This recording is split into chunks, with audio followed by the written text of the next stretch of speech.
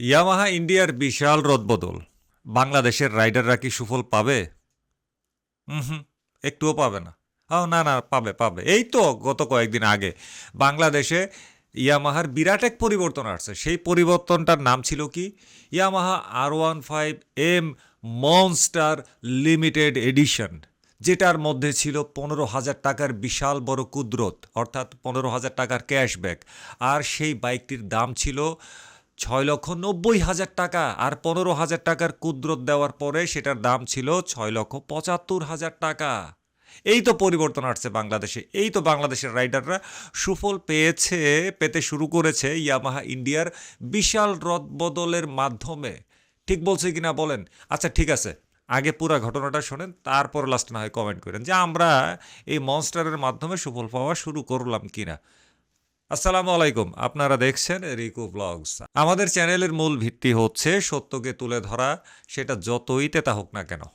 কারণ আমরা বিশ্বাস করি সত্য সুন্দর এবং তোষামত কুৎসিত। আজকের আলোচনার বিষয় কোনো নতুন বাইকের টপ স্পিড বা মাইলেজ বা কোনো রিভিউ না। আজ আমরা কথা বলবো জাপানিজ অটোমোবাইল জায়ান্ট ইয়ামাহা ইন্ডিয়ার একটি বিশাল আভ্যন্তরীণ পরিবর্তন নিয়ে। ইয়ামাহা ইন্ডিয়া তাদের প্রাতিষ্ঠানিক কাঠামো পুরোপুরি বদলে ফেলেছে। 4টি কোম্পানিকে ভেঙে তারা এখন মাত্র 2টিতে এসেছে।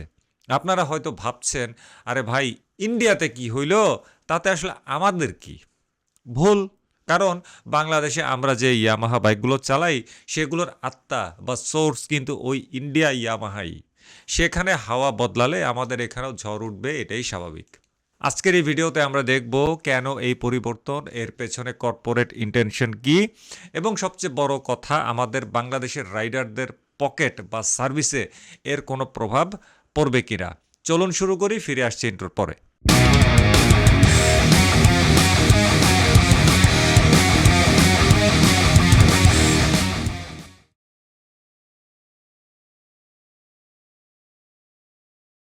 প্রথমে টেকনিক্যাল বা সাংগঠনিক বিষয়টি একটু সহজ করে বুঝে নেওয়া যাক। এতদিন ইয়ামাহা ইন্ডিয়া মূলত 4টি ভিন্ন ভিন্ন সত্তা বা লিগ্যাল এন্টিটি হিসাবে কাজ করত। একদল দেখতো প্রোডাকশন বা উৎপাদন, একদল দেখতো সেলস আর মার্কেটিং, অন্য একদল দেখতো লজিস্টিক্স। সম্প্রতি ইয়ামাহা ঘোষণা করেছে যে তারা তাদের ইয়ামাহা মোটর ইন্ডিয়া সেলস এবং ইয়ামাহা মোটর ইন্ডিয়া ইউনিটকে একীভূত করে তৈরি করেছে ইন্ডিয়া ইয়ামাহা মোটর, সংক্ষেপে IYM। অর্থাৎ এখন থেকে বাইক বানানো, সেটার মার্কেটিং করা, টাকা পয়সার হিসাব রাখা এবং কাস্টমারের কাছে পৌঁছানো সবই হবে এক ছাতার নিচে। তবে একটা ইন্টারেস্টিং বিষয় হলো, তারা কিন্তু তাদের রিসার্চ অ্যান্ড ডেভেলপমেন্ট, সংক্ষেপে R&D বিভাগকে আলাদাই রেখেছে। এর মানে হলো ইঞ্জিনিয়ারিং আর নতুন ইনোভেশনের কাজটা আগের মতোই স্বাধীনভাবে চলবে। এই সিদ্ধান্তের নেতৃত্বে আছেন হাজিমে আওতা, যিনি এখন এই বিশাল ইউনিটের ম্যানেজিং ডিরেক্টর। তার কথা অনুযায়ী এই পরিবর্তনের মূল লক্ষ্য হলো অপারেশনাল এফিসিয়েন্সি বা কাজের গতি বাড়ানো।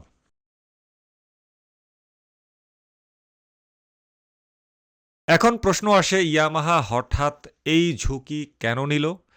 দেখুন, গ্লোবাল মার্কেটে ইয়ামাহা ইন্ডিয়া এখন ইয়ামাহার জন্য সবচেয়ে বড় এবং স্ট্র্যাটেজিক হাব।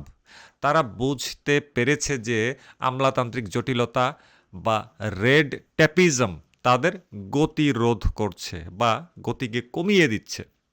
আগে যখন একটি বাইকের নতুন কোনো এডিশন বা কালার আসতো, তখন ম্যানুফ্যাকচারিং টিমকে সেলস টিমের সাথে সমন্বয় করতে মাসের পর মাস ফাইল চালাচালি করতে হতো। এখন সব একই ম্যানেজমেন্টের অধীনে থাকায় সিদ্ধান্ত নেওয়া হবে সেকেন্ডের মধ্যে।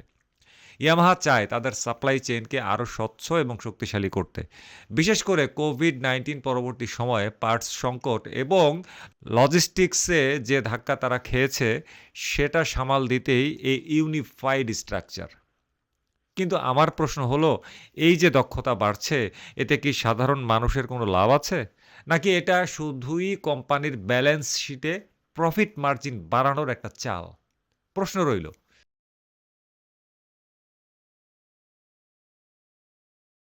আমরা জানি বাংলাদেশি ইয়ামাহা বাইকের দাম নিয়ে রাইডারদের মধ্যে দীর্ঘদিনের চাপা ক্ষোভ আছে। এখন প্রশ্ন হলো, ইন্ডিয়াতে কোম্পানির এই বিশাল রদবদল আমাদের বাংলাদেশের রাইডারদের রাইডিং জীবনে কি পরিবর্তন আনবে? আমরা জানি বাংলাদেশি ইয়ামাহা বাইক যারা আনেন বা যারা বাজারজাতকরণ করেন তাদের মূল সোর্স কিন্তু এই ইয়ামাহা ইন্ডিয়া। এখন আমার পয়েন্টটা খেয়াল করুন। ইয়ামাহা ইন্ডিয়া বলছে তারা খরচ কমাতে এবং অপারেশনাল জটিলতা দূর করতে এই একীভূত করার সিদ্ধান্ত নিয়েছে। তাহলে এই যে বিশাল খরচটা কোম্পানির বেঁচে যাবে, তার সুফল কি বাংলাদেশের সাধারণ ক্রেতারা পাবে? আমাদের দেশে প্রিমিয়াম সেগমেন্টের বাইকের দাম অলরেডি ধরা ছোঁয়ার বাইরে। 15টা 20টা হাত জোড়া লাগাইলেও ধরা যায় না। যখন কোম্পানি প্রোডাকশন কস্ট কমায়, তখন সেই ডিসকাউন্ট কি ডিস্ট্রিবিউশন লেভেল পার হয়ে আমাদের পকেট পর্যন্ত পৌঁছায়, নাকি মাঝপথে কেউ সেই প্রফিটটা পকেটে ভরে? দ্বিতীয়ত, আমাদের দেশের প্রেক্ষাপটে সবচেয়ে বড় অভিযোগ হলো ইয়ামাহা বাইকের দাম, মিথ্যা প্রচারণা এবং সমালোচকদের উপরে দালাল বাহিনী লেলিয়ে দেওয়া। এই সমস্যাটাও দূর হবে কিনা সেটা নিয়ে প্রবল সন্দেহ থেকেই যায়। আমি সবসময় বলি তোষামত কুৎসিত। কোম্পানি বড় হচ্ছে, স্ট্রাকচার পাল্টাচ্ছে, এগুলো হচ্ছে কর্পোরেট লেভেলে শুনতে খুবই গ্ল্যামারাস লাগে, কিন্তু একজন সাধারণ রাইডারের কাছে সেটার 4 আনারও মূল্য নেই যদি না সে শোরুমে গিয়ে সঠিক দামে বাইক পায় আর সার্ভিস সেন্টারে গিয়ে সময় মতন পার্টস পায়। সাংগঠনিক পরিবর্তন তখনই সফল হবে যখন সেটার রিফ্লেকশন আমাদের রাস্তার সাধারণ রাইডারদের মুখে হাসিতে দেখা যাবে।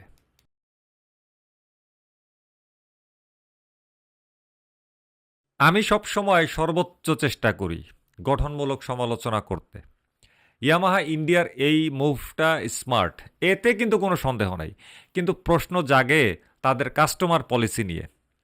তারা বলছে তারা কাস্টমারের আরও কাছে পৌঁছাতে চায়, কিন্তু বাংলাদেশে আমরা কি দেখছি? বাংলাদেশে প্রিমিয়াম সেগমেন্টের বাইকের দাম এমন এক পর্যায়ে নিয়ে যাওয়া হয়েছে যে একজন সাধারণ মধ্যবিত্ত যুবকের জন্য তার স্বপ্নই থেকে যাচ্ছে। যখন ইন্ডিয়াতে স্ট্রাকচার বদলায়, তখন আমাদের এখানকার বাজারজাতকারীরা কি সেই সুবিধা আমাদের দেয়, নাকি ডলার রেট বা শিপিং কস্টের অজুহাতে দাম আরও বাড়িয়ে দেওয়া হয়? আরেকটা বিষয় হলো সার্ভিস সেন্টার।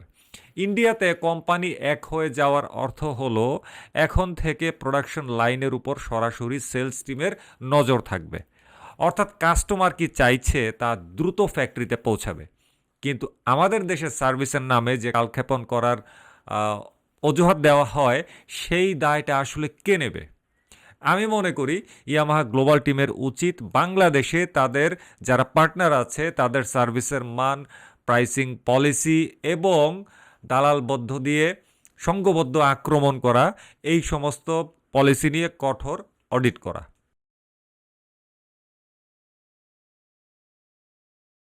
যেহেতু R&D বা রিসার্চ বিভাগ আলাদা রাখা হয়েছে, তাই আমি আশাবাদী আমরা হয়তো খুব শীঘ্রই 155 সিসি বা তার চেয়ে বড় সেগমেন্টে আরও কোনো রিফাইন্ড ইঞ্জিন দেখতে পারবো, এবং আশা করি আরও কম দামে। অলরেডি তো একটা মনস্টারে ছাইড়া দিল, মাগ গো মা, 6,90,000 টাকা, আবার 15,000 টাকার কুদরত মানে ডিসকাউন্ট, তারপরে হলো 6,75,000 টাকা। ও রে বাবা রে বাবা, এরকম হইলে তো কাম শেষ। ইয়ামাহার বর্তমান ফোকাস হলো ব্লুকোর টেকনোলজি এবং হাইব্রিড সিস্টেম। আহা, এই হাইব্রিডের কথা মনে হইলে দুঃখে আমার কান্দন আসে। ইন্ডিয়ার এই পরিবর্তনের ফলে আমরা আশা করতে পারি যে জাপানিজ টেকনোলজি ইন্ডিয়ান ফ্যাক্টরি হয়ে আমাদের দেশে আরও দ্রুত পৌঁছাবে, কিন্তু ঘুরে ফিরে আসে ওই দামটা। গ্যাপটা যদি কমে আসে, তবে রাইডাররা লেটেস্ট প্রযুক্তিটা হয়তো সময় মতো উপভোগ করতে পারবে। আবারও প্রশ্ন আসে দামটা, আর দালাল চক্রের আক্রমণ লেলিয়ে দেওয়া হয় যাদেরকে, হুম, সমালোচকদের উপরে। হুম,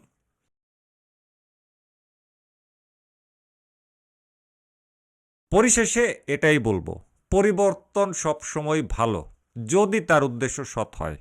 ইয়ামাহা ইন্ডিয়া নিজেদের ঘর গুছিয়ে নিয়েছে, এখন দেখার বিষয় এই ঘর গুছানোর ফলে বাংলাদেশের সাধারণ রাইডারদের পকেট থেকে বাড়তি টাকা যাওয়া বন্ধ হয় কিনা এবং দালাল চক্রের উৎপাত বন্ধ হয় কিনা।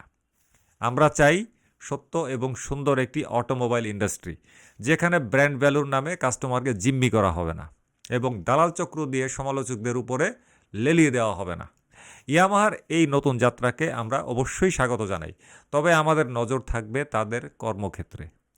আপনারা কি মনে করেন ইন্ডিয়ার ওই পরিবর্তনের ফলে বাংলাদেশি ইয়ামাহার সার্ভিস এবং দাম আরও যৌক্তিক পর্যায়ে আসবে এবং দালাল চক্রের নির্লজ্জ উৎপাত আরও কমবে। কমবে নাকি? অবশ্যই কমেন্টে লিখবেন। নাকি সব আগের মতোই থাকবে? আপনাদের মতামত অবশ্যই কমেন্টে জানান। আপনাদের প্রতিটি কমেন্ট কিন্তু হচ্ছে আমার শক্তি। তবে হ্যাঁ, গঠনমূলক কমেন্ট হইতে হবে, যুক্তি দিয়া কমেন্ট হইতে হবে। গালাগালি দিয়া কোনো কিছু কিন্তু কাজ হয় না। দিতে পারেন, সমস্যা নাই, কিন্তু কোনো লাভ হবে না। আমার কথা চলবে। আমার চ্যানেলের অন্যান্য সুচিন্তিত মতামত দেবার অধিকারী দর্শকদের কমেন্ট কিন্তু চলবে। ভিডিওটি ভালো লাগলে লাইক দিন এবং শেয়ার করুন। আর হ্যাঁ, সত্যের সাথে থাকতে চ্যানেলটি সাবস্ক্রাইব করতে অবশ্যই ভুল করবেন না। ফেসবুক থেকে যারা দেখছেন ফলোতে চাপ দিয়ে দিন। দেখা হবে পরের ভিডিওতে। ততক্ষণ পর্যন্ত নিরাপদে রাইড করুন, হেলমেট পরুন। আল্লাহ হাফেজ, আসসালামু আলাইকুম।